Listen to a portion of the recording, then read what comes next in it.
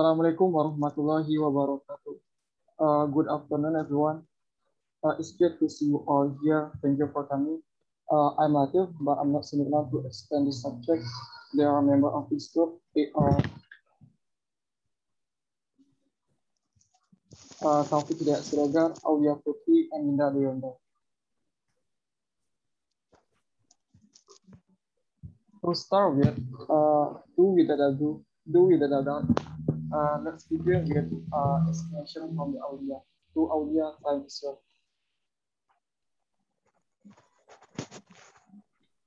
Financial report form. Bentuk laporan keuangan. Number 1, income statement. Laporan laba rugi. The income statement is a report that contains information about the company's income and expense during a certain period. Laporan keuangan merupakan bagian dari laporan laba rugi merupakan bagian dari laporan keuangan yang memberikan informasi mengenai pendapatan dan beban perusahaan. Fungsinya untuk mengetahui apakah perusahaan tersebut mengalami keuntungan atau mengalami kerugian. There are several forms of income.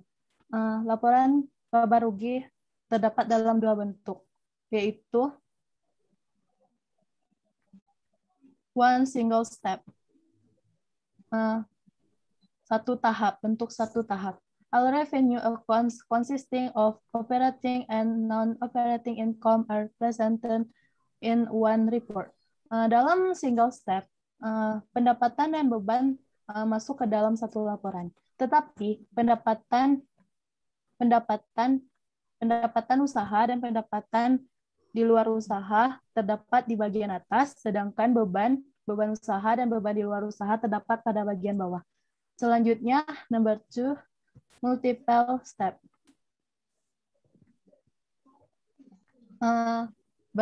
Bentuk bertahap. The step-by-step income statement categories revenue and expense account in the 2 group. Multiple step atau bentuk bertahap ini terdapat dalam 2 kolom, yaitu kolom pertama, pendapatan dan pengeluaran atau beban bersih terdapat pada bagian atas, sedangkan pendapatan di luar usaha maupun beban di luar usaha terdapat pada bagian bawah. Bentuk laporan yang kedua,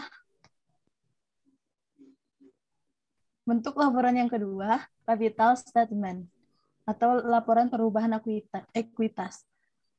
The statement of change in equities describe change in the company's capital from one period to the next. Laporan perubahan ekuitas merupakan bagian dari laporan keuangan yang memberikan informasi mengenai perubahan modal perusahaan. Fungsinya untuk memberitahu apakah perusahaan tersebut mengalami penambahan atau pengurangan modal. Dalam laporan ini terdapat informasi mengenai modal awal, pengambilan modal, penambahan modal dari pemilik ataupun investor, dan modal akhir. Bentuk laporan yang ketiga, balance sheet atau neraca. The balance sheet is part of the financial statement that shows the company's financial position at the end of the accounting period. Neraca merupakan bagian dari laporan keuangan yang mencatat tentang harta, utang, dan modal dalam satu periode ke periode berikutnya. Neraca ini juga dibagi menjadi 2 bentuk, yaitu bentuk rekening dan bentuk laporan. Bentuk rekening itu merupakan bentuk neraca yang tidak cocok bila digunakan untuk mengetahui perkembangan perusahaan. Sedangkan bentuk laporan, bentuk neraca ini sangat cocok untuk digunakan untuk mengetahui perkembangan perusahaan. Number 4, bentuk yang keempat, statement of cash flow. Laporan arus kas. Laporan arus kas merupakan bagian dari laporan keuangan yang menyajikan informasi perubahan kas pada setiap periode. Fungsi dari laporan ini untuk memberikan informasi terkait penambahan atau pengurangan kas. Bentuk yang kelima, catatan atas laporan keuangan, notes to financial statement.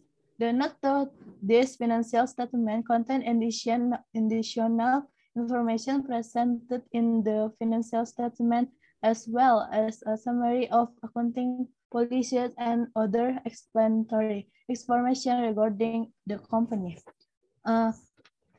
Catatan atas laporan keuangan ini merupakan bagian dari laporan keuangan yang menyajikan informasi tambahan yang disajikan dalam laporan keuangan. Fungsinya untuk merinci suatu hal-hal yang penting.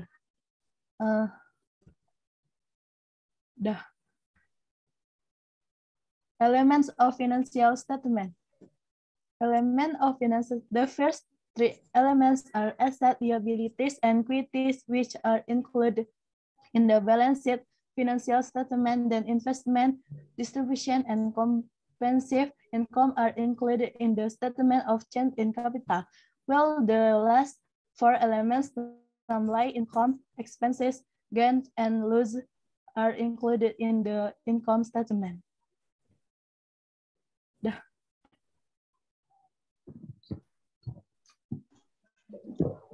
Financial statements and type of business.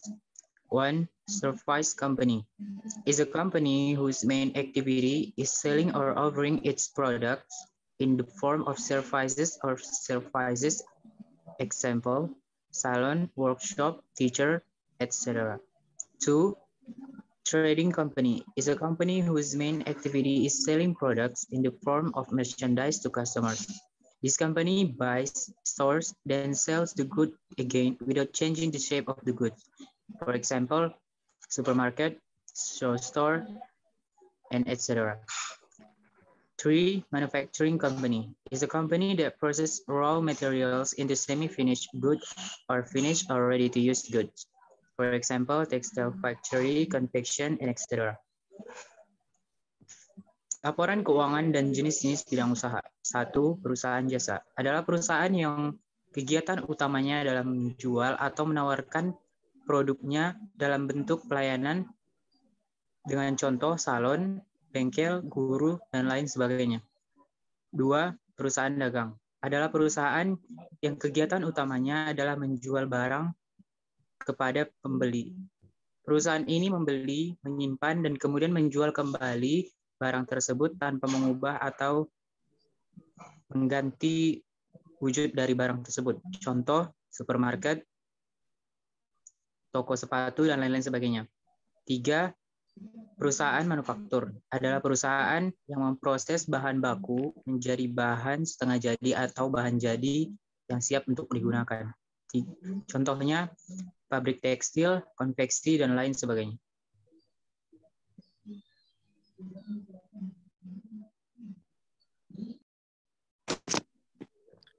The financial statement period is the time spent used in the financial statement. The period of the company financial statement must be reported periodical, for example, per year, per semester, per quarter. Periode laporan keuangan tentang waktu yang digunakan dalam laporan keuangan. Periode laporan keuangan perusahaan harus dilaporkan secara berkala, misal per tahun, per semester, per seperempat.